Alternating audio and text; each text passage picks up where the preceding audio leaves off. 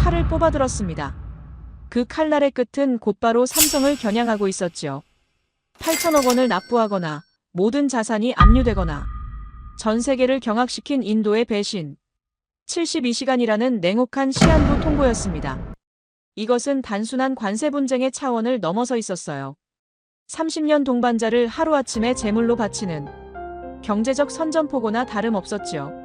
세계 모든 언론은 삼성의 굴복을 기정사실로 여겼고 세계 최고 경제 전문가들은 한 목소리로 단언했습니다.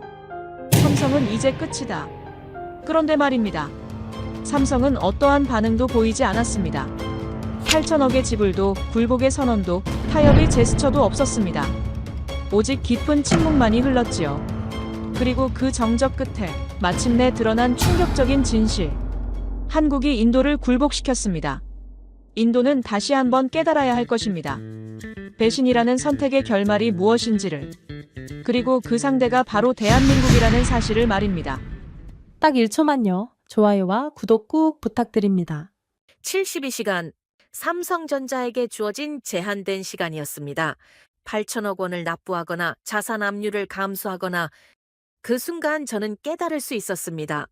세계 최강 메모리 기업조차 한 국가의 정치적 야심 앞에서는 무력해질 수 있다는 사실을. 제 이름은 알렉산더 톰슨입니다. 독일에서 태어나 베를린 자유대학교에서 국제통상법을 가르치고 있지요. 지난 20년간 WTO와 WCO 분쟁 해결 메커니즘을 연구해 왔으며 특히 아시아 신흥국의 통상정책 변화를 주목해온 학자입니다. 사실 저는 한국 기업들에 대해 다소 회의적인 시각을 가지고 있었습니다. 2018년 WCO 개권연구원으로 근무할 당시였어요. 미중 무역전쟁이 한창 격화되던 시기였는데 한국 기업들은 항상 강대국들 사이에서 수동적인 대응만을 보여주는 듯 했거든요. 결국 구조적 한계가 존재할 수밖에 없지 않겠는가 동료 학자들과 나누던 견해였습니다. 기술적 역량은 인정하되 정치적 압박 상황에서는 지속적 저항이 어려울 것이라고 판단했었지요. 그런 제게 3월 충격적인 소식이 전해져 왔습니다. 관세 20% 소급 적용, 총 8,800억 원 즉시 납부하시오. 인도 정부가 삼성에게 투하한 폭탄 선언이었습니다. 저는 즉시 계산을 시작해봤어요. 삼성이 지난 5년간 인도에서 창출한 전체 매출을 합산하더라도 감당하기 어려운 규모였습니다. 더욱 충격적인 것은 그 이후의 통보였어요. 72시간 내 공식 입장을 표명하지 않을 경우 첸나이 공장을 포함한 현지 자산 전체를 압류하겠습니다. 저는 그 순간 온몸에 소름이 돋았습니다. 이것은 협상의 제안이 아니었어요. 경제적 최후 통첩이었습니다. 하지만 더욱 역설적인 것은 삼성과 인도 간의 역사적 관계였습니다. 1995년부터 30년에 걸쳐 삼성은 인도의 가장 신뢰할 만한 동반자였거든요. 첸나이 공장만으로도 4만 명을 초과하는 고용을 창출했고 수천 개 협력업체들이 삼성과 함께 성장해왔지요. 제가 2019년 첸나이를 학술조사차 방문했을 때의 장면이 아직도 선명합니다. 삼성 R&D 센터 입사를 꿈꾸는 인도 청년들의 열정적인 눈빛, 삼성 장학금 수혜자로 학업에 매진하는 학생들, 삼성이 지원하는 의료시설에서 무료 치료를 받고 있는 지역 주민들, 삼성이 우리에게 가져다 준 것은 단순한 일자리가 아닙니다. 미래에 대한 희망입니다. 당시 만났던 한 현지 엔지니어가 조용히 털어놓은 말이었습니다. 그런데 바로 그 모든 것을 한순간에 저버린 것이었어요. 뉴델리 35도 폭염 속에서 삼성 본사 앞은 완전한 혼란 상태가 되어버렸습니다. 저는 그 현장에 직접 있었어요. CNN에서 긴급 분석 요청이 들어와 급히 현지로 향했거든요. 수백 명의 기자들이 몰려들었고 현지 언론들은 마치 승전보라도 전하는 듯 흥분 상태였습니다. 삼성 인도 정부 압박에 결국 무릎 꿇나, 글로벌 거대 기업도 피할 수 없는 인도의 강철 의지, 메이크 인 인디아, 그 진정한 위력을 과시하다.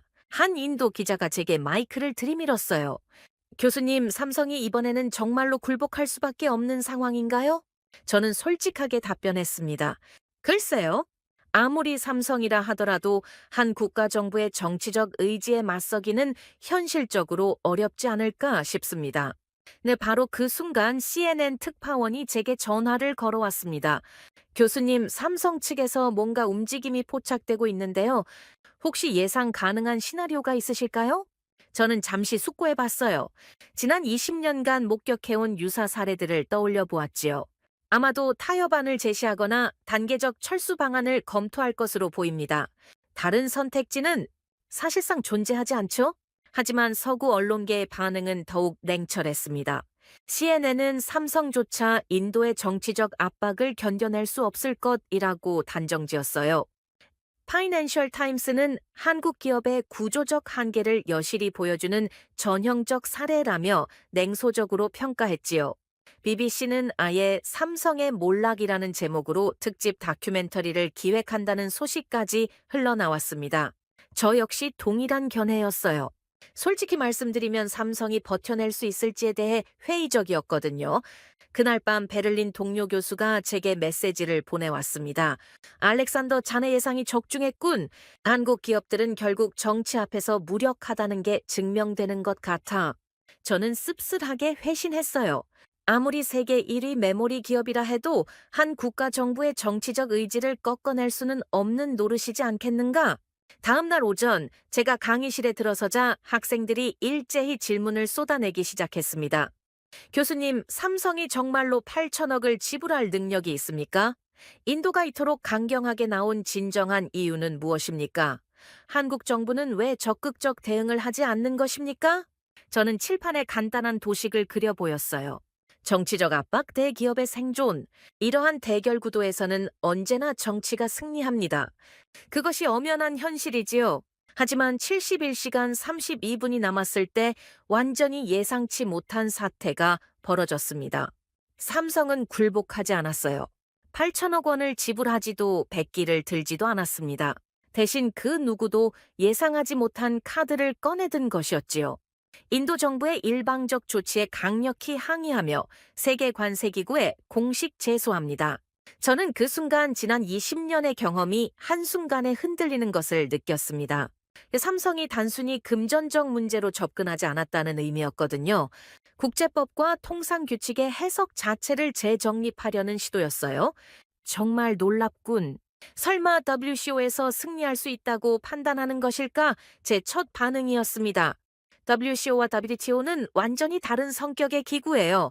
WTO는 무역 분쟁 전반을 다루지만 WCO는 순수하게 관세 분류와 해석만을 담당하거든요. 정치적 압박이나 국가 간 이해관계와는 차원이 다른 영역이지요.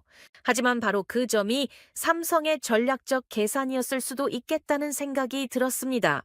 이 정치가 아닌 순수한 기술적 해석으로 승부를 보겠다는 이것은 천재적이거나 자살행위거나 둘 중 하나겠군. 제가 동료에게 털어놓은 생각이었어요. 인도 언론은 완전히 격분했습니다. 삼성의 오만함이 극에 달했다. 외국 기업이 감히 인도 주권에 도전하다니 이제 모든 자산을 즉시 압류해야 한다. 하지만 압류는 실행되지 않았어요. WCO 제소가 접수되는 순간 국제법적으로 미묘한 상황이 조성되었거든요. 저는 그제서야 깨달았습니다. 삼성이, 아니 한국이 준비한 이 대결은 단순한 기업 분쟁이 아니었다는 것을 삼성 측 법무팀이 기자회견에서 발표한 내용이 아직도 소름 돋게 기억나요. 우리는 인도 정부와 대립하려는 것이 아닙니다. 잘못된 해석에 맞서고 있는 것입니다. 국제 통상 규칙이 정치적 도구로 오용되는 것을 방지하기 위해서지요.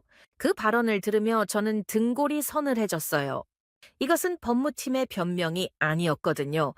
전략가의 선전포고였습니다. 72시간의 최후 통첩이 지나고 세계는 완전히 다른 국면으로 접어들었습니다. 삼성은 굴복하지 않았고 인도는 강행할 수 없었어요. 그리고 전 세계가 주시하는 가운데 진정한 승부가 시작되었지요. WCO 제네바 본부에서 내려질 판결을 두고 세계 언론은 또 다른 헤드라인을 준비하기 시작했습니다. 삼성 대 인도, 진정한 승자는? WCO 판결이 바꿔놓을 글로벌 통상 질서, 한국의 도박, 과연 성공할 수 있을 것인가? 저는 그 순간 직감했어요. 이 대결은 단순한 기업 차원의 문제가 아니었습니다. 한국이라는 국가가 세계 질서에서 어떤 위치를 점하려 하는지를 보여주는 시험 무대였지요. 하지만 그때는 알지 못했습니다. 한국이 이미 더욱 놀라운 카드를 준비하고 있었다는 것을.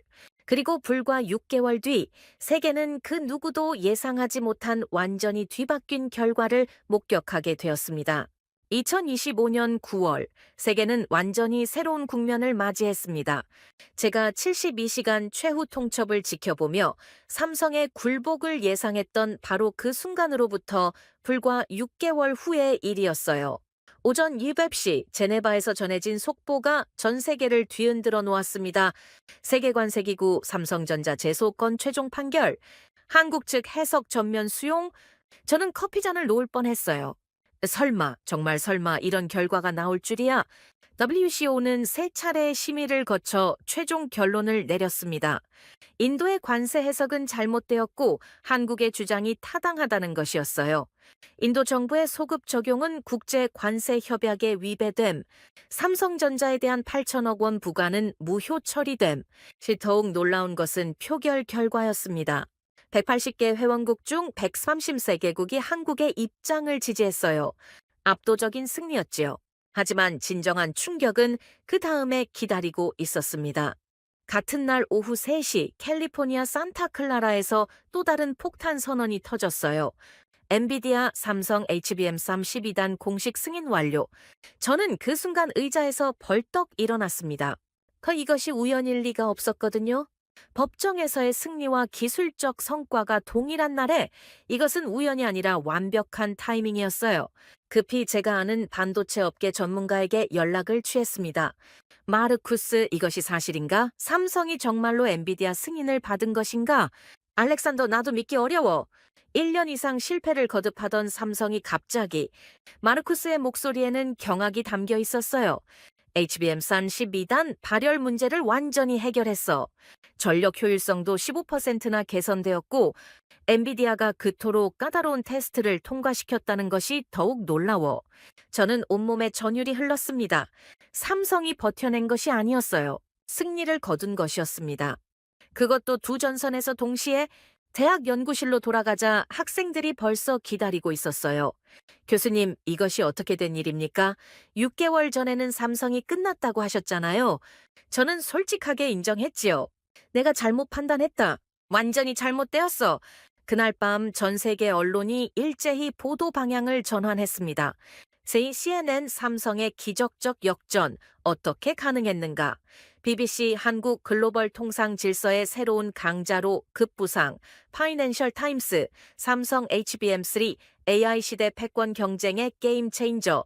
6개월 전 삼성의 몰락을 예고했던 바로 그 언론들이었어요. 하지만 정말로 충격적인 것은 각국 정부의 반응이었습니다. 미국 상무부가 성명을 발표했어요. WCO 판결을 존중하며 삼성과의 반도체 협력을 더욱 강화하겠다. 독일 경제부도 뒤를 이었지요.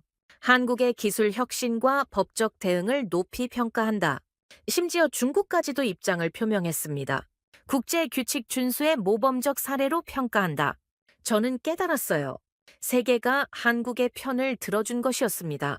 인도만이 홀로 고립되었지요. 뉴델리에서 전해진 소식들은 참담했어요.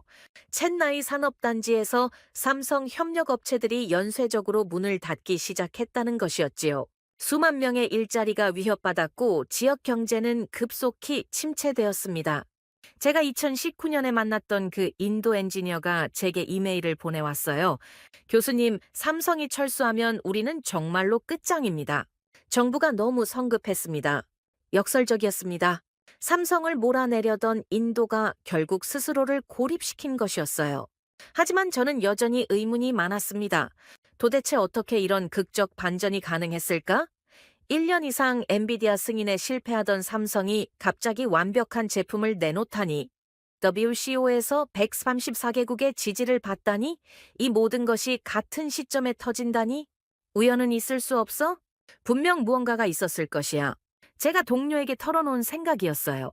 그 해답을 찾기 위해 저는 본격적인 조사를 시작했습니다. 삼성 관계자들을 만나고 HBM 개발 과정을 추적하고 WCO 제소 전략을 분석했어요. 그러면서 놀라운 사실들이 하나씩 드러나기 시작했지요. 삼성의 승리는 기적이 아니었습니다. 치밀한 준비와 전략의 결과였어요. 한국 정부와 기업이 보여준 것은 단순한 대응이 아니라 완벽한 역습이었습니다. 법정과 기술, 외교와 혁신을 동시에 작동시킨 것이었어요. 제가 20년간 국제 정치를 연구하면서 본 가장 정교한 전략이었습니다. 한국은 더 이상 추격자가 아니야. 제가 그날 연구 노트에 기록한 말이었어요. 이제 한국이 규칙을 만들고 세계가 따라가는 시대가 시작되었다. 9월의 그 승리는 끝이 아니었습니다. 시작이었어요. 전 세계가 한국의 전략을 분석하기 시작했고 한국 기업들에 대한 시각이 완전히 변화했지요. 삼성 주가는 연일 상한가를 기록했습니다. HBM3 12단 주문이 쏟아져 들어왔어요. 엔비디아뿐만 아니라 AMD, 구글, 마이크로소프트까지 줄을 서기 시작했습니다. 네, 하지만 저는 알고 있었어요. 이 모든 승리 뒤에는 아무도 모르는 치열한 싸움이 있었다는 것을. 그 과정에서 한국이 견뎌내야 했던 배신과 압박, 절망과 희망의 순간들이 있었다는 것을. 저는 그 순간 한국의 진정한 힘을 목격했습니다. 강대국들의 압박에도 굴복하지 않는 의지, 불가능해 보이는 기술적 도전을 완수하는 집념, 국제 무대에서 당당히 자신의 목소리를 내는 용기. 6개월 전 제가 예상했던 삼성의 몰락은 일어나지 않았어요. 대신 한국의 부상이라는 완전히 다른 이야기가 시작되었습니다. 하지만 이 승리가 어떻게 가능했는지, 그 뒤에 숨겨진 진정한 이야기는 아무도 몰랐어요. 저는 그 비밀을 파헤치기로 결심했습니다. 삼성과 인도의 이야기를 파헤치면서 저는 점점 더 큰 충격에 빠져들었습니다. 삼성은 인도에게 단순한 외국 기업이 아니었어요. 30년간 함께 성장한 진정한 동반자였거든요. 1995년 삼성이 첸나이에 첫 공장을 건설했을 때만 해도 그곳은 황무지와 다름없었습니다. 인프라도 부족하고 숙련 인력도 없고 산업 기반도 거의 전무한 상태였어요. 하지만 삼성은 포기하지 않았습니다. 오히려 그 척박한 땅에서 기적을 창조해냈어요. 제가 2019년 첸나이를 학술조사차 방문했을 때의 광경이 아직도 선명합니다. 삼성 공장 주변으로는 거대한 산업 생태계가 형성되어 있었어요. 첸나이 삼성 공장에서만 4만 2천 명이 근무하고 있었습니다. 하지만 진정으로 놀라운 것은 그 주변이었어요. 삼성을 중심으로 3천여 개의 협력업체가 터를 잡았습니다. 그 부품 공급업체부터 물류회사, 포장재 업체까지 삼성이 뿌리 내리면서 전체 지역이 산업 허브로 변모한 것이었지요. 고용 효과만 계산해도 엄청났습니다. 직접 고용 4만 명의 간접 고용까지 합치면 25만 명을 넘었어요. 한 도시 전체 인구가 삼성 덕분에 생계를 유지할 수 있게 된 것이었습니다. 더욱 감동적인 것은 교육과 인재 양성이었어요. 삼성 인도 R&D 센터는 현지 젊은이들의 꿈의 직장이었습니다. 인도 최고의 공과대학 졸업생들이 삼성에서 일하기 위해 치열하게 경쟁했어요. 제가 만났던 라멧이라는 엔지니어의 말이 기억나요. 삼성이 아니었다면 저는 평생 콜센터에서 일했을 겁니다. 삼성에서 반도체 기술을 배우면서 제 인생이 완전히 바뀌었어요. 그는 눈물을 글썽이며 이야기했어요. 삼성이 저희에게 준 것은 단순한 일자리가 아닙니다. 미래에 대한 꿈이었습니다. 교육 사업도 마찬가지였어요. 삼성은 첸나이 공과대학과 협력해서 반도체 전문 학과를 설립했습니다. 매년 500명의 엔지니어를 배출하는 인도 최고 수준의 프로그램이었어요. 장학금 사업도 있었지요. 매년 1,000명의 우수한 학생들이 삼성 장학금으로 학업을 이어갈 수 있었습니다. 사회공헌 활동은 더욱 광범위했어요. 삼성이 지원한 병원에서는 연간 50만 명이 무료 진료를 받았습니다. 특히 심장병과 암 수술 같은 고난도 치료까지 무료로 제공했어요. 농촌 지역 IT 교육 사업도 있었어요. 삼성이 운영하는 모바일 교육센터가 인도 전역을 순회하며 디지털 문맹을 퇴치했습니다. 여성 기업인 육성 프로그램도 빼놓을 수 없지요. 5천여 명의 인도 여성들이 삼성 지원으로 소규모 사업을 창업할 수 있었어요. 저는 그 현장들을 직접 목격했습니다. 삼성이 인도에 심은 것은 단순한 투자가 아니라 희망이었어요. 삼성 덕분에 우리 마을이 되살아났습니다. 한 농촌 이장이 털어놓은 말이었습니다. 젊은이들이 도시로 떠나지 않고 여기서 일할 수 있게 되었거든요. 30년간 이런 관계를 구축해온 삼성이었어요. 한국과 인도는 진정한 동반자였습니다. 서로에게 도움이 되고 함께 성장하는 관계였지요. 그런데 2025년 인도가 갑자기 등을 돌린 것이었어요. 모디 총리가 추진한 메이크 인 인디아 정책이 발단이었습니다. 겉으로는 인도 제조업 육성이라고 했지만 실상은 달랐어요. 외국 기업들을 압박해서 기술과 이익을 빼앗으려는 정책이었습니다. 인도 정부가 삼성에게 요구한 것들을 보면 충격적이에요. 핵심 기술 전체를 현지 업체에 이전하라. 연구개발센터를 인도 자본으로 전환하라. 이익의 80%를 인도에 재투자하라. 말도 안 되는 요구였습니다. 30년간 축적해온 기술을 그냥 넘겨달라는 것이었어요. 삼성이 혈담으로 개발한 반도체 기술을 공짜로 달라는 것이었지요. 더욱 가혹한 것은 관세 폭탄이었어요. 기존 5%였던 관세를 갑자기 20%로 인상했습니다. 그것도 소급 적용이라며 3년치를 모두 내라고 했어요. 계산해보니 8,800억 원이었습니다. 인도 언론은 환호했어요. 외국 기업의 착취 시대는 끝났다.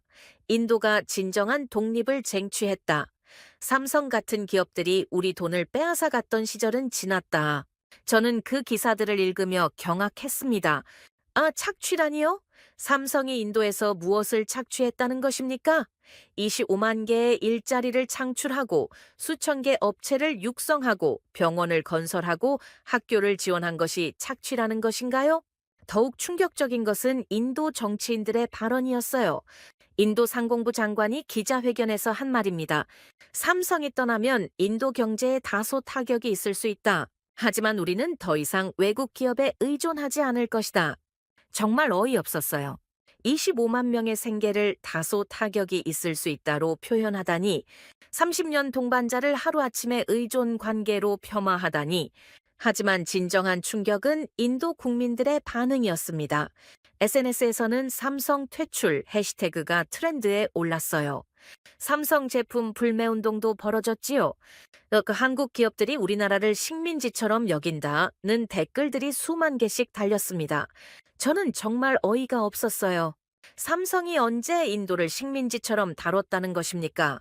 오히려 현지 직원들을 한국 본사 임원으로 승진시키고 기술 교육을 시키고 더 나은 환경을 조성하려고 노력했는데, 제가 2019년에 만난 삼성 인도 법인 사장도 현지인이었어요. 우리는 한국 회사가 아닙니다. 인도 회사입니다. 다만 한국 기술과 함께하는 인도 회사지요. 그때 그가 조용히 말했던 내용이었어요. 하지만 인도는 30년 동반자를 하루아침에 착취자로 몰아세웠습니다. 그러나 인도는 배신이라는 선택을 했습니다. 제가 그날 연구 노트에 기록한 말이었어요.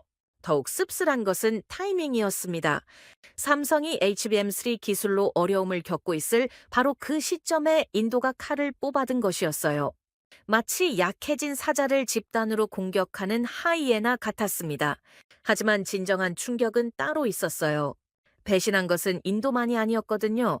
제가 워싱턴 소식통들로부터 들은 이야기는 더욱 충격적이었습니다. 한국의 최대 동맹 미국도 삼성을 압박하고 있다는 것이었어요.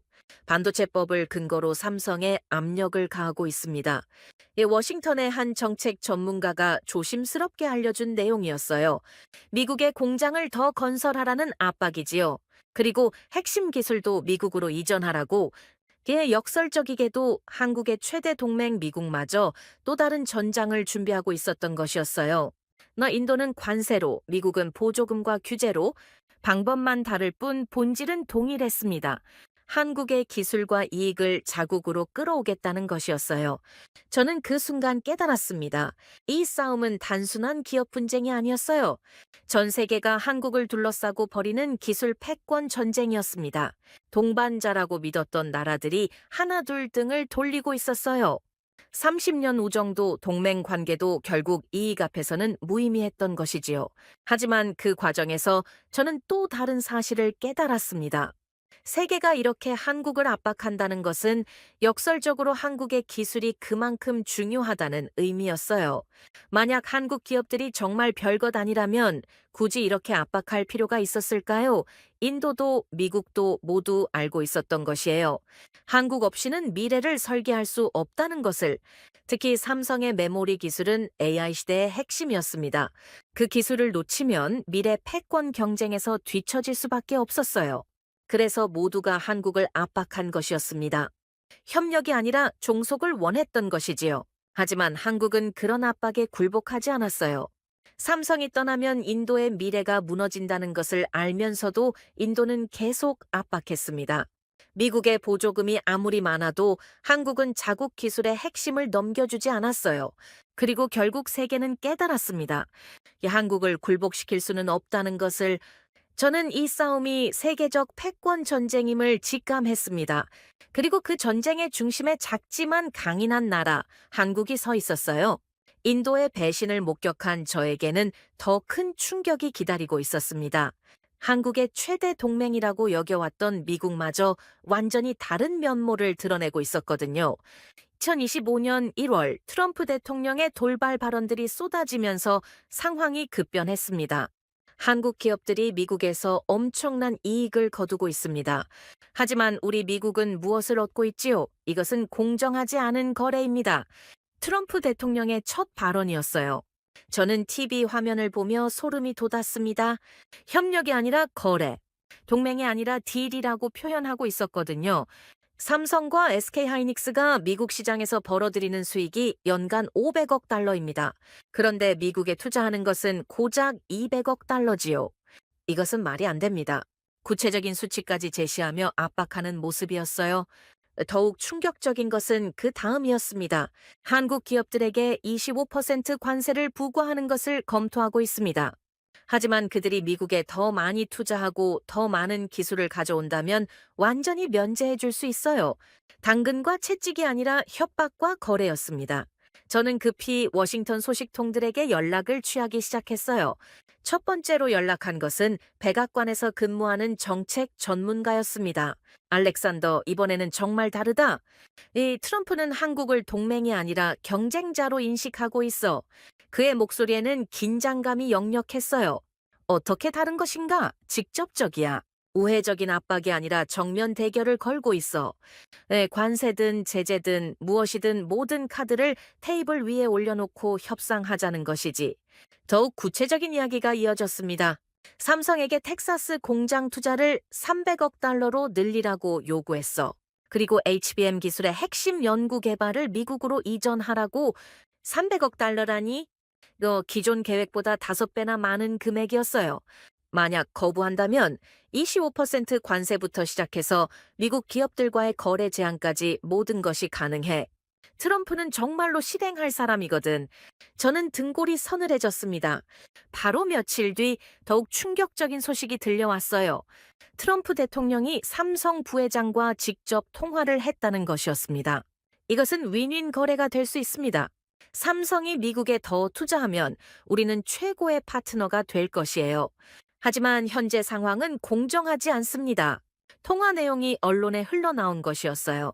더욱 놀라운 것은 그 구체적인 요구 사항들이었습니다. 첫째, 텍사스 공장 투자를 300억 달러로 확대. 둘째, HBM4 기술 개발을 미국에서 우선 진행. 셋째, 미국 내 연구 인력을 현재의 3배로 확대. 이것은 지원이 아니야. 기술 강탈이지? 제가 동료에게 털어놓은 말이었어요. 하지만 더욱 교묘한 것은 미국이 제시한 조건이었습니다. 이 요구사항들을 받아들이면 삼성에게 100억 달러의 직접 지원금을 주겠다라고 했어요. 역대 최대 규모의 지원이었지요. 동시에 미국 정부 조달 시장을 우선 개방하고 다른 경쟁국들에 대한 관세 혜택도 주겠다라고 했습니다. 하지만 거부하면 25% 관세는 물론이고 미국 기업들과의 거래에도 제재를 가하겠다고 협박했어요. 전형적인 트럼프 스타일이야. 워싱턴의 한 통상 전문가가 분석했어요. 압박과 혜택을 동시에 제시해서 선택의 여지를 없애는 것이지. 사실상 강요야. 저는 실리콘밸리로 향해 현지 분위기를 파악해봤습니다. 애플 본사 근처 카페에서 만난 한 반도체 업계 관계자의 말이 충격적이었어요. 솔직히 말하면 미국 빅테크 기업들도 난처해하고 있어요. 삼성의 메모리 없이는 AI 개발이 불가능한데 트럼프가 삼성을 너무 압박하고 있거든요. 그는 주변을 둘러보더니 목소리를 낮췄어요. 엔비디아 CEO가 비공식적으로 백악관에 의견을 전달했다고 해요. 삼성과의 관계가 틀어지면 GPU 생산에 차질이 생긴다고. 하지만 트럼프 정부의 입장은 확고했어요. 아메리카 퍼스트가 우선이다. 한국이 미국 시장에서 이익을 얻으려면 그만한 대가를 치러야 한다. 상무부 장관이 기자회견에서 표명한 입장이었어요. 저는 그 과정을 지켜보며 복잡한 감정이 들었습니다. 한편으로는 미국의 노골적인 압박이 불쾌했지만 다른 한편으로는 한국의 위상을 새삼 실감했어요.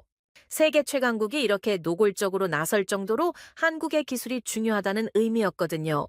2025년 3월, 저는 텍사스 오스틴에서 열린 반도체 컨퍼런스에 참석했습니다. 삼성 미국 법인 사장이 기조연설을 했는데 그의 표정이 어두웠어요. 우리는 미국과의 파트너십을 소중히 여깁니다. 하지만 일방적인 요구는 받아들이기 어렵습니다. 조심스럽지만 분명한 거부 의사였어요. 컨퍼런스가 끝난 뒤 그와 잠깐 이야기를 나눌 기회가 있었어요. 솔직히 말하면 딜레마에 빠져 있어요. 트럼프의 요구를 다 들어주면 삼성이 아니게 돼요. 하지만 거부하면 미국 시장을 잃을 수 있고 그는 한숨을 쉬며 이어갔어요.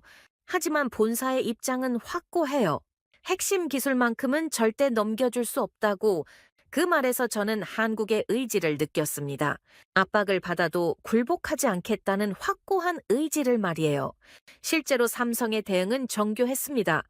텍사스 공장 투자는 250억 달러로 늘리되 HBM4의 기술 개발은 여전히 한국에서 진행하겠다고 했어요. 미국 내 연구 인력은 늘리되 핵심 기술진은 한국에 남겨두겠다고 했지요. 부분적 양보는 하되 핵심만큼은 지키겠다는 전략이었어요. 하지만 트럼프 정부는 만족하지 않았습니다. 이것은 충분하지 않다. 우리는 진정한 기술 이전을 원한다. 백악관 대변인이 브리핑에서 강조한 내용이었어요. 그리고 마침내 트럼프 대통령이 직접 나섰습니다. 한국은 좋은 나라이고 좋은 동맹입니다. 하지만 더 공정한 거래가 필요해요. 삼성이 미국에 더 많이 기여해야 합니다. 트위터를 통한 메시지였어요. 하지만 그 다음 메시지가 더욱 강경했습니다. 우리에게는 많은 옵션이 있습니다. 관세든 제재든 무엇이든 할 수 있어요. 하지만 협상을 선호합니다. 협상이라는 이름의 협박이었어요. 저는 그 과정을 지켜보며 깨달았습니다. 미국은 동맹을 말했지만 동시에 칼을 들고 있었어요. 협력이라는 포장지에 쌓인 일방적 요구였습니다. 그들은 수십억 달러를 쏟아 부으며 삼성의 심장을 미국 땅으로 끌어들이려 했어요. 하지만 한국도 만만치 않았습니다. 압박에 굴복하지 않으면서도 관계를 유지하는 절묘한 줄타기를 하고 있었어요. 무엇보다 한 가지는 명확해졌습니다. 세계는 모두 달랐지만 결론은 통일했어요. 삼성 없이는 미래가 열리지 않는다는 사실이었습니다. 트럼프조차 한국의 기술을 원하고 있었어요. 압박을 하면서도 협상 테이블을 포기하지 않는 이유였지요. 그리고 한국은 그 사실을 정확히 알고 있었습니다. 미국의 요구를 완전히 거부할 수는 없지만 그렇다고 완전히 굴복하지도 않는 전략을 구사하고 있었어요. 저는 그 모습에서 진정한 협상의 고수를 보았습니다. 온 강대국의 압박에도 자신의 핵심만큼은 지켜내는 작지만 강인한 나라의 자존심을 말이에요. 인도와 미국의 압박을 목격한 저는 그 결과가 어떻게 나타날지 궁금해졌습니다. 특히 인도의 경우 정말로 삼성 없이도 버텨낼 수 있을지 의문이었어요. 그 해답은 예상보다 빨리 드러났습니다. 2025년 5월 저는 첸나이로 향하는 비행기에 몸을 맡겼어요. 인도가 삼성에게 등을 돌린 지 2개월이 지난 시점이었습니다. 공항에 도착하자마자 뭔가 이상한 기운을 감지할 수 있었어요. 예전에 방문했을 때보다 활기가 없었습니다. 택시 기사도 호텔 직원도 모두 어딘지 모르게 침울해 보였어요. 첫 번째 목적지는 삼성 공장이 위치한 스리페룸 부두르 산업단지였습니다. 2019년에 목격했던 그 활기찬 모습을 기대했는데 완전히 다른 광경이 펼쳐져 있었어요. 삼성 공장 정문 앞에는 경비원 몇 명만 남아 있었습니다. 예전에는 수천 대의 차량이 드나들던 곳이 텅 비어 있었어요. 더욱 충격적인 것은 주변 협력업체들의 모습이었습니다. 한때 삼성의 부품을 납품하던 공장들이 하나둘 문을 닫고 있었어요. 임대 또는 매매 현수막이 곳곳에 걸려 있었습니다. 저는 그중 한 곳에 들러봤어요. 라마찬드란이라는 사장이 운영하던 전자부품 공장이었습니다. 2019년에 만났을 때는 직원이 200명이 넘었는데 지금은 텅 비어 있었어요. 교수님, 기억하시나요? 2019년에 한번 오셨었잖아요. 그가 쓸쓸한 웃음을 지으며 말했습니다. 그때는 정말 좋았는데 지금은 이 꼴이에요. 그의 공장은 삼성 휴대폰 부품의 40%를 납품하던 곳이었어요. 하지만 삼성이 생산을 중단하면서 주문이 완전히 끊겼다고 했습니다. 다른 고객을 찾아보려고 했지만 쉽지 않습니다. 우리 기술과 설비가 모두 삼성에 맞춰져 있거든요. 그는 깊은 한숨을 쉬며 계속 이야기했어요. 직원 200명을 모두 내보내야 했어요. 20년 동안 함께 일한 사람들인데 정말 가슴이 아팠습니다. 저는 그 말을 들으며 가슴이 답답해졌어요. 단순히 한 공장이 문 닫는 것이 아니라 200개 가정의 생계가 끊어진 것이었습니다. 더 큰 문제는 이런 업체가 한둘이 아니라는 것이었어요. 제가 조사해보니 삼성과 직접 거래하던 협력업체만 3,200개였습니다. 그중 절반 이상이 운영에 어려움을 겪고 있었어요.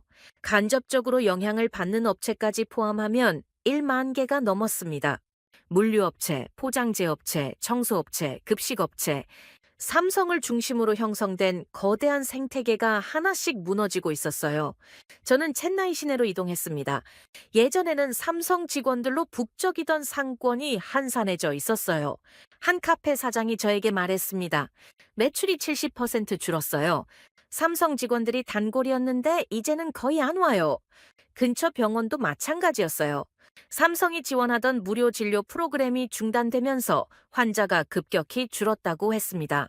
월 1만 명이던 환자가 3천 명으로 줄었어요. 의료진도 절반을 내보내야 했습니다. 병원 원장의 설명이었어요. 가장 심각한 것은 교육 분야였습니다. 삼성과 협력하던 첸나이 공과대학의 반도체 학과가 폐과 위기에 놓였어요. 삼성에서 파견 나온 엔지니어들이 모두 철수했습니다. 실습 장비도 가져갔고요.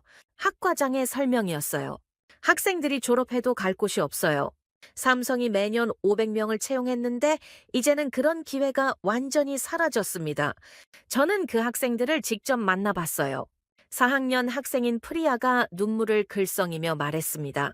4년간 반도체 공학을 공부했는데 이제 무용지물이 된 기분이에요. 삼성에 입사하는 게 꿈이었는데 그녀의 동기들도 마찬가지였어요. 절반은 다른 전공으로 전과를 준비하고 있었고 나머지는 해외 취업을 알아보고 있었습니다. 부모님이 제 학비를 대느라 빚까지 졌는데 이제 뭘 해야 할지 모르겠어요. 한 남학생이 고개를 떨군 채 말했어요. 저는 그들을 보며 가슴이 아팠습니다. 이들은 아무 잘못도 없었어요. 다만 정부의 잘못된 정책의 희생양이 된 것이었습니다. 더욱 충격적인 것은 지역 전체의 변화였어요. 첸나이시 정부 통계에 따르면 실업률이 3개월 만에 8%에서 23%로 치솟았습니다. 지역 총생산도 15% 감소했어요. 삼성이 떠나면서 도시 전체가 침체에 빠졌습니다. 첸나이 상공회의소 회장이 털어놓은 말이었어요. 단순히 공장 하나가 닫힌 것이 아니에요. 생태계 전체가 무너진 것이지요. 그는 구체적인 수치를 제시하며 설명했습니다. 삼성 관련 업체들의 세수가 연간 5천억 루피였어요. 그것이 거의 제로가 되었으니 시 재정이 어떻겠어요? 실제로 첸나이 시는 긴축 재정에 들어갔습니다. 공공 프로젝트를 중단하고 공무원 채용도 동결했어요. 시민들의 불만이 터져 나오기 시작했습니다. 정부가 삼성을 내쫓으려고 하면서 우리 일자리까지 가져갔다. 시청 앞에서 벌어진 시위에서 나온 구호였어요. 저는 그 시위 현장을 직접 목격했습니다. 수천 명의 시민들이 삼성 복귀를 요구하며 거리로 나온 것이었어요. 시위대 중 한 명이 저에게 다가와 말했습니다. 외국인이시군요. 우리 상황을 세계에 알려주세요. 삼성이 떠나면 우리는 정말 끝장이에요. 그의 절박한 목소리가 아직도 귀에 맴돕니다. 삼성이 떠나면 우리는 삶 전체를 잃습니다. 한 40대 남성이 울먹이며 한 말이었어요. 그는 삼성 협력업체에서 15년간 일했는데 회사가 문을 닫으면서 실직했다고 했습니다. 아이들 학비는 어떻게 내고 집 대출은 어떻게 갚아야 할까요? 삼성만이 우리의 희망이었는데 저는 그 순간 깨달았어요. 인도 정부가 착각한 것이 있었다는 것을. 삼성은 단순한 외국 기업이 아니었어요. 첸나이라는 도시 전체의 심장이었습니다. 그 심장이 멈추자 도시 전체가 숨을 잃기 시작한 것이었어요. 카페가 문을 닫고 병원이 축소되고 학교가 폐과되고 수만 명이 일자리를 잃었습니다. 단순히 공장이 닫힌 것이 아니라 생태계가 무너진 것이었어요. 저는 뉴델리로 돌아가는 비행기 안에서 생각에 잠겼습니다. 인도 정부는 삼성을 압박하면서 무엇을 얻으려 했을까요? 8천억 원의 관세, 기술 이전, 자국 기업 보호. 하지만 그 대가로 잃은 것은 훨씬 컸어요. 25만 개의 일자리, 수조 원의 경제 효과, 30년간 쌓아온 신뢰와 파트너십, 그리고 무엇보다 미래에 대한 희망이었습니다. 인도의 선택은 결국 자충수가 되어 돌아왔어요. 삼성을 몰아내려다가 자국민을 더 큰 고통으로 몰아넣은 것이었습니다. 저는 그 과정을 지켜보며 한국 기업의 진정한 무게를 실감했어요. 한국 기업은 단순한 공장이 아니라 한 국가, 한 도시의 경제 생명줄이었습니다. 한국이 빠지면 도시가 숨을 잃고 수십만 명의 삶이 흔들렸어요. 좀 인도가 버린 것은 기업이 아니라 자국의 미래였던 것이지요. 첸나이에서 본 참담한 현실이 그것을 증명했습니다. 삼성이 떠나자마자 도시는 정말로 숨을 잃었어요. 승리의 환호가 잦아든 뒤 저는 홀로 연구실에 앉아 있었습니다. 책상 위에는 지난 2년간의 삼성과 관련된 모든 자료들이 산더미처럼 쌓여 있었어요. 관련 보고서, 언론 기사, 애널리스트 리포트들. 제가 그 자료들을 다시 펼쳐둔 이유는 단 하나였습니다. 도대체 어떻게 이런 방역이 가능했을까? 9월의 놀라운 승리 이후로 이 의문이 머릿속을 떠나지 않았거든요. 취재 노트 첫 페이지부터 차근차근 들춰봤습니다. 그런데 살펴볼수록 이상했어요. 제가 기록해둔 내용들은 모두 삼성의 실패와 위기를 가리키고 있었거든요. 2024년 3월 기록 삼성 HBM3 엔비디아 인증 또 실패. 발열 문제 해결 못해. 2024년 6월 기록 SK하이닉스 HBM 시장 90% 점유. 삼성 완전 밀려나. 2024년 9월 기록 월스트리트 저널 삼성 HBM 사업 포기 임박 보도. 한 장 한 장 넘길 때마다 저는 더욱 혼란스러웠어요. 분명히 모든 증거는 삼성의 패배를 가리키고 있었는데 결과는 정반대였으니까요. 제가 2024년 가을 실리콘밸리에서 만난 반도체 전문가의 말이 아직도 생생했습니다. 알렉산더, 솔직히 말하면 삼성 HBM은 끝났어요. 1년 넘게 엔비디아 테스트를 통과하지 못하고 있거든요. 그는 구체적인 수치까지 제시하며 설명했어요. HBM3는 초당 819GB의 데이터 처리가 기본인데 삼성 제품은 발열 때문에 550GB도 못 넘어요. 이것은 기술적으로 치명적 결함이지요. 더욱 충격적인 것은 수율 문제였습니다. 정상 작동하는 칩이 20%밖에 안 나와요. SK하이닉스는 80%인데 이런 상황에서 어떻게 경쟁을 하겠어요? 그때 저는 고개를 끄덕이며 동의했었어요. 그렇다면 삼성이 HBM 시장에서 철수하는 것은 시간 문제겠네요. 하지만 지금 다시 생각해보니 이상했습니다. 그 모든 절망적 상황에서도 삼성은 포기하지 않았거든요. 제가 수집한 자료를 더욱 꼼꼼히 살펴봤어요. 그러자 뭔가 다른 패턴이 보이기 시작했습니다. 2024년 4월 삼성 평택 라인의 추가 투자 단행 1조 원 규모. 2024년 7월 삼성 차세대 패키징 기술 개발팀 3배 확대. 2024년 10월 삼성 하이브리드 본딩 기술 특허 대거 출원. 실패가 계속되는 상황에서도 투자는 멈추지 않았던 것이었어요. 더욱 놀라운 것은 한국 정부의 움직임이었습니다. 제가 그때는 주목하지 않았지만 지금 보니 완전히 다른 그림이 그려졌어요. 2024년 5월 한국 정부 차세대 반도체 R&D에 3조 원 지원 발표. 2024년 8월 산업부 반도체 전략물자 수출 규제 완화. 2024년 11월 외교부 WCO 관련 다자 협력 강화 나서 이상했습니다. 삼성이 기술적으로 고전하고 있을 때 정부는 오히려 더 큰 그림을 그리고 있었던 것이었어요. 저는 급히 당시 언론 보도들을 다시 찾아봤습니다. 골드만삭스 리포트, 삼성 HBM 사업, 향후 2년 내 철수 불가피, 모건 스탠리 분석 메모리 반도체 시장, SK 하이닉스 독주 체제 고착화, JP 모건 전망 삼성 HBM 포기하고 다른 영역 집중해야 글로벌 투자은행들이 한 목소리로 삼성의 패배를 예언했어요. 심지어 국내 언론도 마찬가지였습니다. 삼성전자 HBM 경쟁에서 사실상 백기투항, SK하이닉스에 완전히 밀린 삼성의 선택은 메모리 1위, 삼성의 굴욕적 패배. 저는 그때를 떠올려 봤어요. 정말로 모든 사람이 삼성의 시대는 끝났다고 생각했었거든요. 제 동료들도 마찬가지였습니다.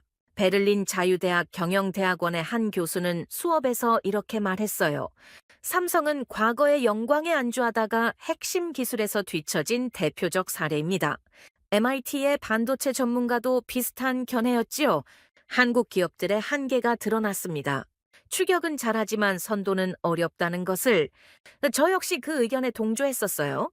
2024년 12월 제가 쓴 칼럼 제목이 삼성의 몰락과 한국 반도체의 미래였을 정도니까요.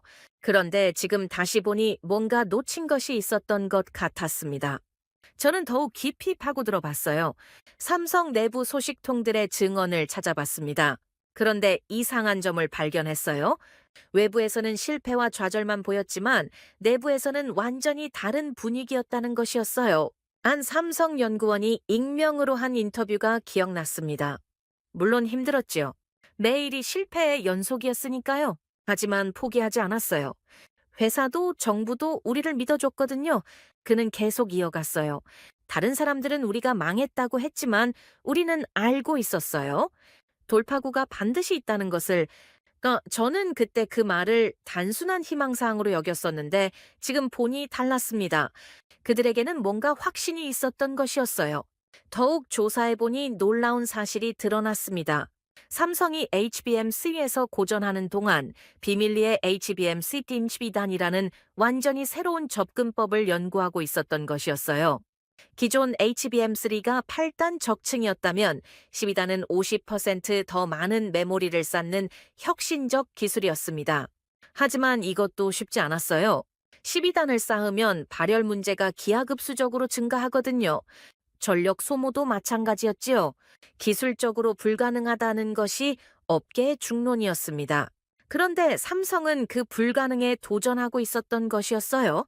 제가 찾아본 특허 자료들이 그것을 증명했습니다. 2024년 하반기에만 관련 특허가 41건이나 출원되었어요. 모두 열 관리와 전력 효율 관련 기술들이었지요. 더욱 놀라운 것은 정부의 뒷받침이었습니다. 한국 정부는 삼성의 도전을 믿고 있었어요. 실패가 계속되는데도 지원을 멈추지 않았던 것이지요. 제가 당시 산업부 관계자와 나눈 대화가 기억났어요. 교수님, 겉으로는 어려워 보이지만 우리는 다른 것을 보고 있어요. 그는 구체적으로 말하지 않았지만 뭔가 확신에 찬 표정이었습니다. 한국의 반도체 기술력을 과소평가하면 안 되지요. 저는 그때 그냥 립 서비스라고 생각했는데 지금 보니 그것이 아니었어요. 정부는 삼성의 비밀 프로젝트를 알고 있었던 것이었습니다. 그리고 국제 무대에서도 조용히 준비를 하고 있었어요. WCO 제소 전략도 갑자기 나온 것이 아니었습니다. 제가 외교부 자료를 뒤져보니 이미 2024년부터 관련 법리 검토가 시작되었더라고요. 통상 전문가들을 대거 영입하고 국제법 전문 로펌과 계약을 맺고 WCO 전례들을 샅샅이 분석했어요. 인도의 관세 폭탄이 터지기 훨씬 전부터 준비하고 있었던 것이었습니다. 저는 그제서야 깨달았어요. 삼성의 승리는 기적이 아니었습니다. 치밀한 준비와 전략의 결과였어요. 실패와 좌절 속에서도 한국은 물러서지 않았습니다. 오히려 더 큰 그림을 그리며 반격을 준비했던 것이지요. 기술적으로는 불가능해 보이는 HBM3 12단에 도전하고 법적으로는 WCO라는 새로운 전장을 선택했어요. 외교적으로는 134개국의 지지를 끌어냈고 산업적으로는 차세대 기술의 표준을 창조해냈습니다. 저는 그 순간 소름이 돋았어요. 한국이 보여준 것은 단순한 기업의 반격이 아니었습니다. 국가 전체의 전략적 승부였어요. 그동안 저는 겉으로 드러난 실패만 보고 있었던 것이지요. 하지만 수면 아래에서는 완전히 다른 이야기가 진행되고 있었어요. 승리는 단순한 우연이 아니라 보이지 않는 치열한 싸움의 결과였습니다. 저는 취재 노트 마지막 페이지에 이렇게 적었어요. 나는 깨달았다. 승리는 기적이 아니라 치열한 준비의 결과였다. 하지만 이것은 시작일 뿐이었습니다. 한국이 어떤 배신과 압박을 견뎌내며 이 승리를 만들어냈는지 그 진정한 이야기는 아직 밝혀지지 않았거든요. 도대체 삼성이 어떻게 그 모든 압박을 이겨내고 승리할 수 있었을까? 그 해답을 찾기 위해 저는 방문 허가를 받자마자 바로 한국으로 향했어요. 목적지는 경기도 평택에 있는 삼성 반도체 캠퍼스였습니다. 인천공항에서 평택까지 가는 동안 제 마음은 기대와 의문으로 가득했어요. 과연 그곳에서 삼성 반격의 비밀을 찾을 수 있을까? 평택 삼성 캠퍼스에 도착한 순간 저는 말문이 막혔습니다. 상상했던 것보다 훨씬 거대한 규모였어요. 축구장 수백 개를 합친 크기의 부지에 거대한 공장들이 끝없이 펼쳐져 있었습니다. 가이드가 저를 안내하며 설명했어요. 이곳이 세계에서 가장 큰 반도체 단지 중 하나입니다. 건물만 해도 30개가 넘고 하루에 수만 명이 일해요. 숫자로는 실감이 안 났는데 직접 보니 정말 압도적이었어요. 하지만 진정으로 놀라운 것은 그 안에서 벌어지고 있는 일들이었습니다. 첫 번째로 들어간 곳은 HBM30 12단 생산 라인이었어요. 클린룸에 들어서는 순간 완전히 다른 세계에 온 듯한 기분이었습니다. 이 하얀 방진복을 입은 엔지니어들이 거대한 장비들 사이를 오가며 작업하고 있었어요. 이 한 대가 수천억 원짜리 장비입니다. 생산팀 차장이 EUV 노광 장비를 가리키며 말했어요. 전 세계에서 이런 장비를 만들 수 있는 회사는 네덜란드 ASML 한 곳뿐이에요. 우리가 이 장비로 만드는 것은 세계에서 가장 정교한 반도체지요. 그 장비 앞에서 작업하는 엔지니어의 집중된 표정이 인상적이었어요. BM32단을 만들기까지 얼마나 걸렸나요? 제가 물어봤더니 그는 잠시 생각하더군요. 공식적으로는 2년이지만 실제로는 5년이 걸렸다고 봐야 해요. 수천 번의 실패를 거쳐서 여기까지 온 것이거든요. 수천 번의 실패라는 말이 깊이 와닿았어요. 저는 더욱 자세한 이야기를 듣고 싶었습니다. HBM3 개발을 총괄한 한 상무를 만날 수 있었어요. 교수님, 솔직히 말하면 포기하고 싶을 때가 한두 번이 아니었어요. 그는 쓴웃음을 지으며 말했어요. 2024년 내내 엔비디아 테스트에서 떨어졌거든요. 발열 문제, 전력 소모 문제, 신뢰성 문제. 뭐 하나 쉬운 것이 없었어요. 구체적인 문제들을 설명해 주었습니다. HBM3는 기본적으로 8개의 메모리 칩을 수직으로 쌓는 구조예요. 하지만 삼성은 12개를 쌓으려고 했습니다. 50%나 더 많은 메모리를 담으려는 야심찬 도전이었어요. 문제는 칩을 많이 쌓을수록 발열이 기하급수적으로 증가한다는 것이었습니다. 12단을 쌓으면 내부 온도가 극도로 높아져요. 그러면 칩이 제대로 작동할 수 없어요. 그 상무의 설명이었어요. 전력 소모도 마찬가지였어요. 기존 HBM보다 훨씬 더 많은 전력이 필요한데 이것을 어떻게 줄일지가 관건이었지요. 그 문제를 해결하기 위해 삼성이 개발한 것이 하이브리드 본딩 기술이었습니다. 기존에는 솔더볼이라는 작은 금속 구슬로 칩들을 연결했어요. 하지만 우리는 직접 연결하는 방식을 개발했습니다. 그는 현미경으로 칩 단면을 보여줬어요. 보세요. 구리와 구리가 원자 단위로 직접 붙어 있어요. 이렇게 하면 저항이 대폭 줄어들고 발열도 크게 감소해요. 정말로 놀라운 기술이었습니다. 하지만 그 기술을 완성하기까지의 과정은 험난했어요. 2024년 여름이 가장 힘들었어요. 매주 엔비디아에서 불합격 통보가 날아왔거든요. 연구팀을 이끄는 한 전무가 그때를 회상했어요. 팀원들이 거의 우울증에 걸릴 뻔했어요. 우리가 정말 할 수 있을까? 하는 의문이 들었지요. 하지만 그들은 포기하지 않았어요. 회사에서 무제한 지원을 해줬어요. 장비든 인력이든 예산이든 필요한 것은 무엇이든지 지원해준다고 했지요. 그리고 정부의 뒷받침도 있었습니다.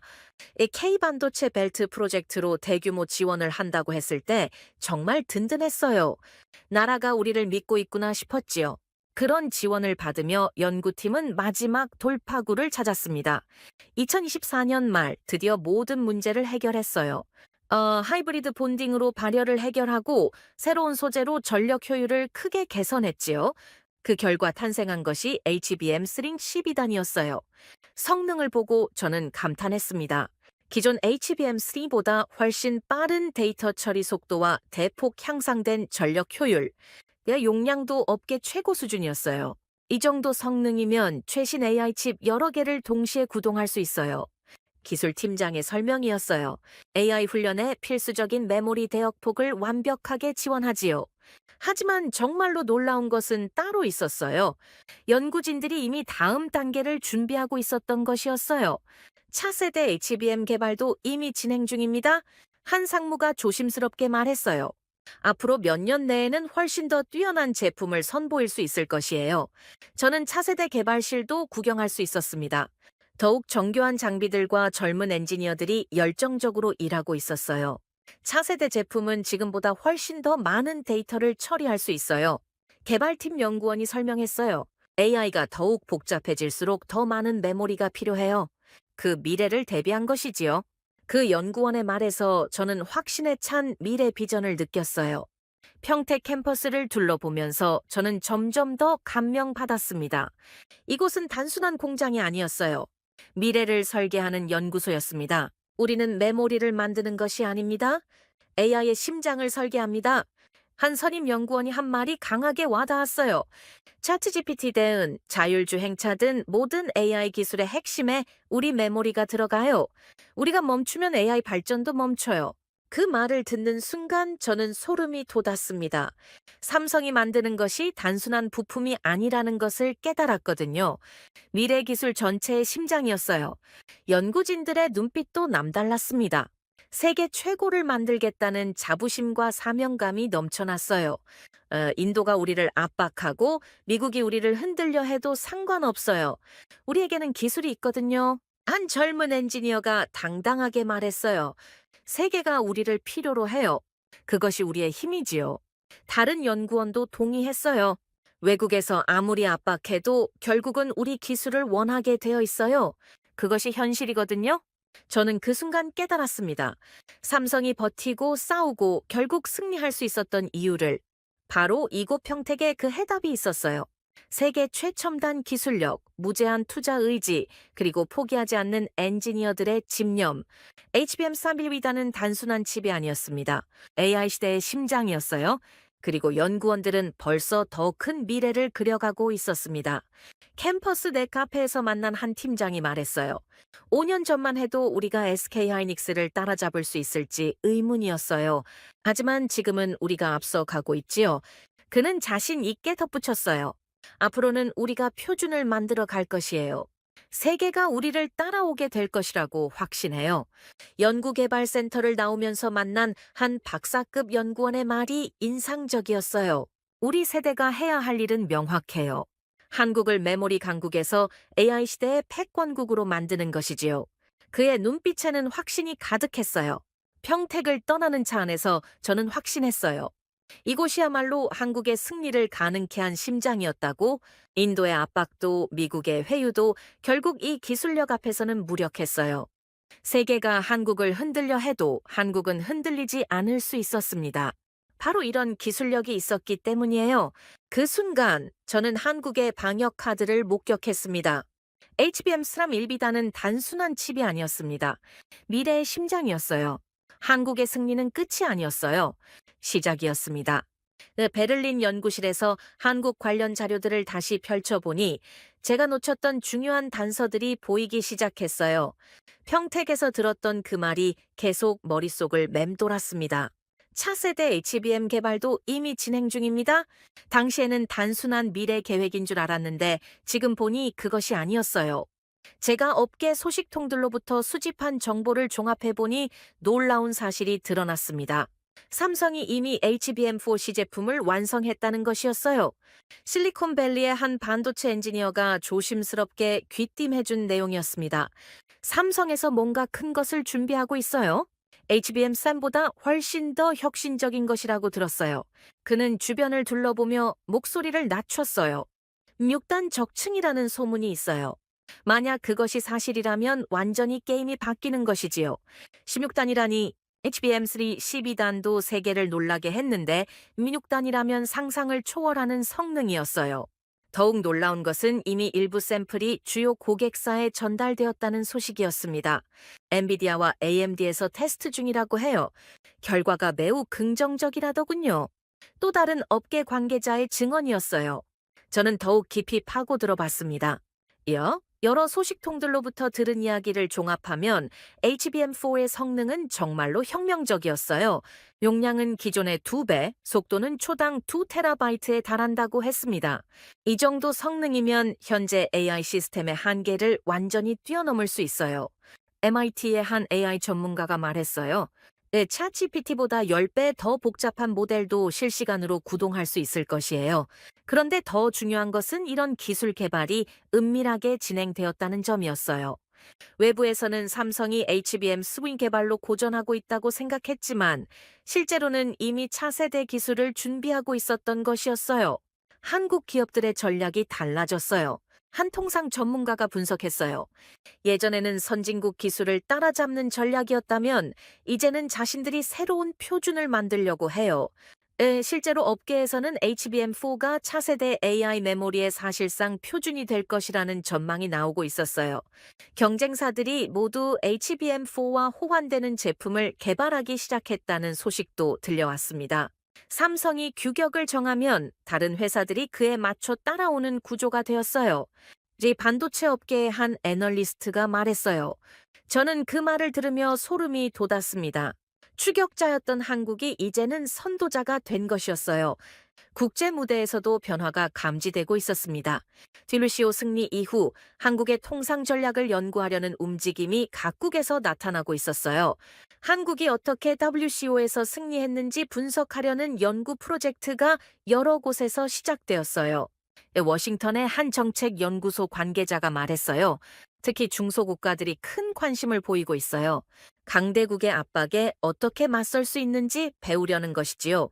유럽에서도 마찬가지였습니다. 브뤼셀의 한 EU 관계자가 제게 말했어요. 한국의 사례가 우리에게 새로운 가능성을 보여주었어요. 작은 나라도 올바른 전략이 있으면 이길 수 있다는 것을. 하지만 가장 놀라운 변화는 한국에 대한 인식이었어요.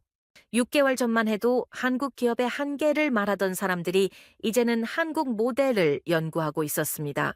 솔직히 한국을 과소평가했어요. 골드만삭스의 한 애널리스트가 인정했어요. 네, 기술력뿐만 아니라 전략적 사고까지 우리가 생각했던 것보다 훨씬 앞서 있었어요. 월스트리트에서도 한국 기업들에 대한 평가가 완전히 바뀌었습니다. 네, 삼성 주가는 연일 최고치를 경신했고 기관 투자자들이 한국 반도체 관련 펀드에 몰려들었어요. 한국이 AI 시대의 핵심 국가라는 것이 확실해졌어요. 한 펀드 매니저가 말했어요. 저는 이 모든 변화를 지켜보며 6개월 전에 제 자신을 되돌아봤습니다. 삼성의 몰락을 예상했던 그때 저는 얼마나 근시안적이었을까요? 한국이 보여준 것은 단순한 기업의 방역이 아니었어요. 국가 차원의 전략적 대응이었습니다. 기술과 외교, 법적 대응과 산업 정책을 동시에 작동시키는 정교한 오케스트라였어요. 그 결과 한국은 완전히 다른 위치에 서게 되었습니다. 더 이상 강대국들의 눈치를 보는 나라가 아니라 자신의 목소리를 내는 나라가 된 것이었어요.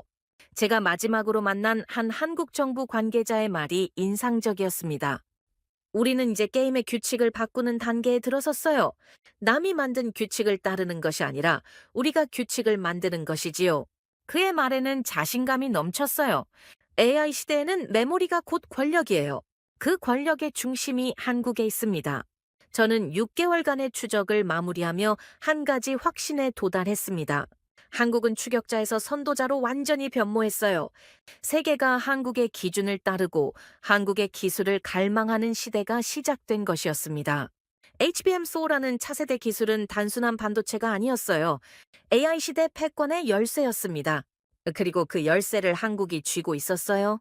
인도의 배신도, 미국의 압박도 결국 한국의 앞길을 막지 못했습니다. 오히려 한국을 더욱 강하게 만드는 촉매가 되었어요. 지금 이 순간도 평택에서는 더욱 놀라운 기술이 개발되고 있을 것입니다. 된 한국은 미래를 따라가는 나라가 아니라 미래를 만드는 나라가 되었어요. 세계는 이제 한국의 기준을 따라야 합니다. 한국의 기술 없이는 AI 시대를 열 수 없으니까요. 저는 확신했습니다. 한국은 추격자가 아니라 미래를 설계하는 나라였습니다. 그리고 AI 시대의 심장은 분명 한국에서 뛸 것입니다. 삼성의 승리는 단순한 기업의 성공이 아니었습니다. 작지만 강인한 나라가 세계 무대에서 당당히 자신의 목소리를 낸 역사적 순간이었어요. 인도의 배신, 미국의 압박, 그 모든 시련을 딛고 일어선 한국. 이제 세계가 한국의 기술을 필요로 하고 한국의 기준을 따르는 시대가 되었습니다. AI 시대의 심장이 한국에서 뛰기 시작했어요. 평택에서 시작된 그 심장 박동이 전 세계로 퍼져나갈 것입니다. 한국이 추격자에서 선도자로 미래를 설계하는 나라로 변모한 오늘의 이야기를 함께 해주셔서 감사합니다. 지금까지 우인스의 수진이었습니다. 오늘도 끝까지 함께 해주셔서 정말 감사합니다. 수진이랑 우인스 다음에도 함께 해요. 오늘도 행복한 하루 되세요. 사랑합니다. 우인스 우리들의 이야기 작은 꿈도 커지는 이 순간 웃으며 함께 나가요 모두의 마음이 크게 울려요. 당신만의 감동 이야기가 늘 당신 곁에서 따뜻한 순간으로 남길 바랍니다. 다음에도 따뜻한 이야기로 다시 찾아올게요.